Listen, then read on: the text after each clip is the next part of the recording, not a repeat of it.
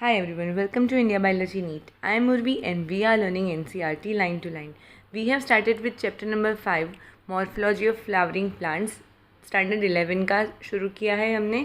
उसमें हम root, stem, leaf के बारे में पढ़ चुके हैं, फ्लावर के बारे में पढ़ रहे हैं. If you are new to this channel तो वो सारे वीडियोस देख लो और चैनल को भी सब्सक्राइब कर लो बच्चों, सो दैट NCERT की पूरी रीडिंग हम एक साथ मिलके कर सकें. NCERT पढ़ना बायोलॉजी के लिए बहुत ही ज़रूरी है, क्योंकि नीट में बायोलॉजी सेक्शन में जो भी क्वेश्चन आते हैं वो सारे के सारे NCERT में से ही उठाए जाते हैं. कुछ भी आउट ऑफ NCERT नहीं पूछा जाता. इसकी वजह से क्या होता है कि हर एक कंसेप्ट आपको जानना समझना बहुत ज़रूरी है. मगअप नहीं करना, रट्टा नहीं मारना, क्योंकि कंसेप्चुअल क्वेश्चन भी काफ़ी सारे आ जाते हैं. कोई एक वर्ड को उठा के उसका कोई भी सवाल पूछ लेते हैं, उसको घुमा फिरा के पूछ लेते हैं. तो अगर आपके कंसेप्ट्स क्लियर हैं NCERT से ही तो आपको कुछ भी डाउट नहीं होगा. आपका नीट का पेपर बहुत अच्छा जाएगा, आपकी प्रिपरेशन काफ़ी स्मूथ जाएगी. इसके लिए हम NCERT को ही ठीक से पढ़ रहे हैं, उसको समझ रहे हैं. ये पूरा चैप्टर ख़त्म होने के बाद हम एक क्वेश्चन सीरीज़ भी करेंगे, जिसमें हम इसी चैप्टर के सारे क्वेश्चन भी सॉल्व करेंगे. तो आप हमारे साथ बने रहिए. इसके लिए आपको सब्सक्राइब करना तो बहुत ही ज़रूरी है. सो अभी के अभी इस चैनल को सब्सक्राइब कर दो और बेल आइकन भी दबा देना, सो दैट जब भी मैं न्यू वीडियो अपलोड करूँ तो आपको उसका नोटिफिकेशन आ जाए और मेरे साथ ही आप मेरे ही पेस पे पूरा NCERT पढ़ सको. ज़्यादा बातें नहीं करती हूँ, अभी हम शुरू करते हैं. गाइनोएशियम. लास्ट वीडियो में एंड्रोएशियम पढ़ा था. कुछ भी डाउट हो तो कमेंट में बता देना. हाँ बच्चों, okay. Gynoecium is what? It is female reproductive part. Androecium क्या था? वो मेल रिप्रोडक्टिव पार्ट था. गाइनोएशियम के हर एक मेंबर को बोलते हैं हम carpel. So it is made up of one और मोर कार्पेल. एक वर्ल में एक कार्पेल भी होता है कई बार, और एक से ज़्यादा भी हो सकते हैं. Carpel consist of 3 parts. उनमें 3 पार्ट होते हैं. मैं आपको यहाँ पे ड्रॉ करके समझाती हूँ, एकदम ईजीली समझ में आ जाएगा. सबसे ऊपर वाला होता है स्टिग्मा. फिर उसके नीचे ऐसे ट्यूब लाइक स्ट्रक्चर होता है जिसे हम स्टाइल कहते हैं, और उसके नीचे ऐसे बल्ज्ड आउट एक हिस्सा होता है जिसे हम ओवरी कहते हैं. यहाँ पे लिख देती हूँ. This is what? This is stigma.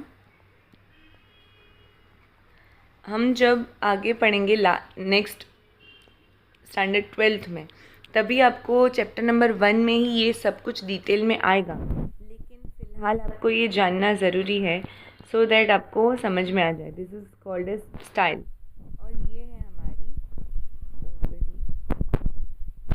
Okay, तो ये सिंपल इसके 3 पार्ट्स हैं.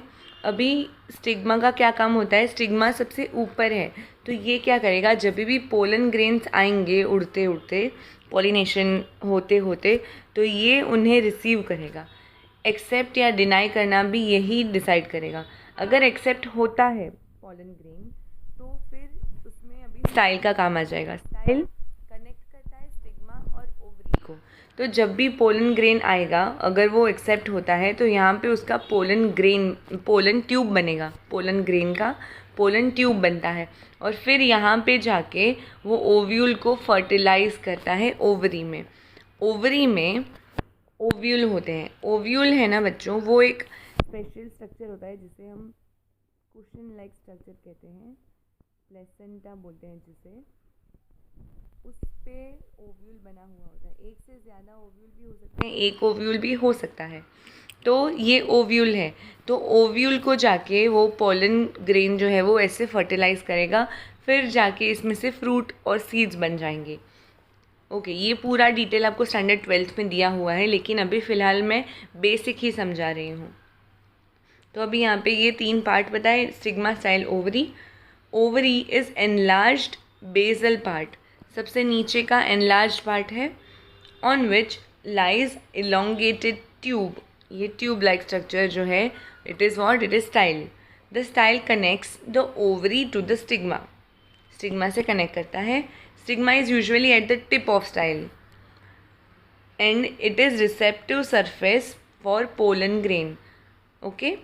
ईच ओवरी बेयर्स वन और मोर ओव्यूल्स।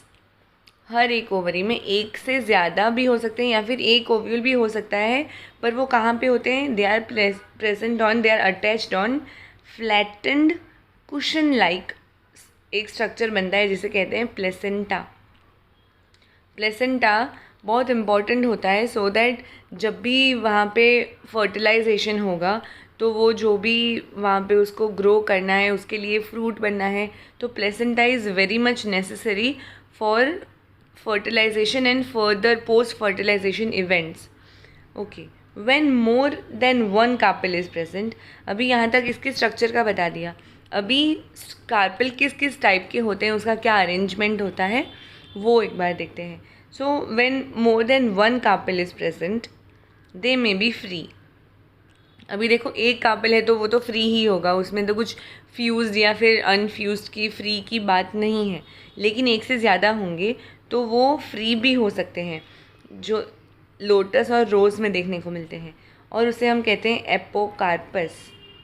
एक से ज़्यादा कार्पल प्रेजेंट हैं लेकिन they are not fused with each other, that is called as apocarpous. और अगर एक दूसरे से जुड़े हुए हैं, फ्यूज्ड हैं, तो उसे कहते हैं सिंकार्पस।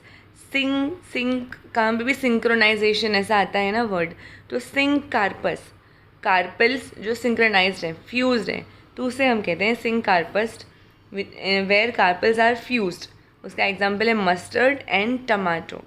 टोमेटो और मस्टर्ड में फ्यूज्ड कार्पल हैं, एक से ज़्यादा कार्पल्स हैं और वो सारे के सारे फ्यूज्ड हैं। After fertilization the ovules develop into seeds and ovary develop into fruit. ये बहुत ज़्यादा इम्पॉर्टेंट है ये वाली लाइन, इसमें बच्चे कंफ्यूज हो जाते हैं। तो जो ये पूरी ओवरी है ना बच्चों, ये पूरी की पूरी ovary will convert into fruit, और जो इसके अंदर ये छोटू सा हिस्सा है, छोटू ये ब्लू कलर का दिखाया हुआ है, ovule, ovule will convert into seed.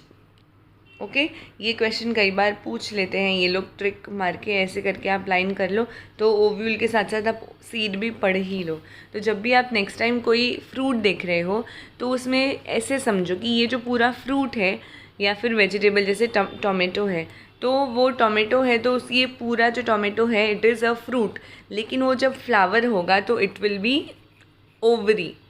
Ovary थी, फर्टिलाइजेशन हुआ, उसके बाद वो ओवरी पूरी की पूरी फ्रूट बन गई, और उसके अंदर जो छोटे छोटे सीड्स हैं वो सारे सीड्स क्या थे? ओव्यूल, दे वर ओव्यूल। तो अभी एक बात पूछती हूँ, अगर एक फ्रूट हम समझते हैं पपाया को ले लो, तो पपाया में एक ओव्यूल होगा या एक से ज़्यादा ओव्यूल होगा? ऐसे क्वेश्चन आ जाते हैं। तो ये तो बिल्कुल लॉजिकल है, पपाया के अंदर बहुत सारे सीड्स देखने को मिलते हैं, तो जितने सीड्स हैं तो उस फ्लावर के पास इतने ओव्यूल्स थे, उतने ओव्यूल्स जो थे, ये ओव्यूल्स वो जाके फर्टिलाइज हुए और वो बन गए क्या? वो बन गए सीड्स। ओके, तो इस टाइप के क्वेश्चंस आ सकते हैं, तो बिल्कुल घबराना मत। यहाँ पे मैंने आपका ये डाउट भी सॉल्व कर दिया। इस टाइप के क्वेश्चन अभी जब भी आएंगे तो आप क्लियरली समझ जाओगे। प्रैक्टिकली आप जितना समझोगे, जितने फ्रूट देखो, जितने आप कोई भी वेजिटेबल देखो जिसमें आप सीड देख रहे हो, तो सोच लो तुरंत ही कि ये ओवरी थी, पूरा जो फ्रूट है, और अंदर का जो था सीड है वो ओव्यूल था। इस तरीके से आप कभी भी कुछ भी मिस आउट नहीं कर जाओगे। अभी गाइनोशियम का पूरा स्ट्रक्चर और वो तो हमने समझ लिया। नेक्स्ट वीडियो में हम देखेंगे प्लेसेंटेशन। प्लेसेंटेशन को समझना बहुत ही ज़्यादा ज़रूरी है, क्योंकि इसके बेस पे बहुत ही सारे क्वेश्चन आते हैं और उसमें बच्चे कंफ्यूज भी हो जाते हैं। उसके एग्जाम्पल भी हैं, उसमें भी कंफ्यूज हो जाते हैं। तो ये ना हो, इसके लिए एक डिटेल में मैं पूरा नेक्स्ट वीडियो बना रही हूँ। अभी सिर्फ आप गाइनोशियम का स्ट्रक्चर समझे हो। प्लेसेंटेशन जो गाइनोशियम का बहुत इम्पॉर्टेंट टॉपिक है, जो आपकी थियोरी में भी, बोर्ड एग्जामिनेशन में भी आएगा, तो वो मैं नेक्स्ट वीडियो में समझाऊंगी। अगर ये वीडियो आपको अच्छा लगा हो तो लाइक कर देना और चैनल को सब्सक्राइब भी कर देना। कोई भी डाउट हो तो बिंदास से कमेंट में पूछ लो, I will answer you. Okay, thank you बच्चों फॉर लर्निंग विथ मी। और आपकी नीट की तैयारी और बोर्ड्स की तैयारी फुल जोश में शुरू रखना।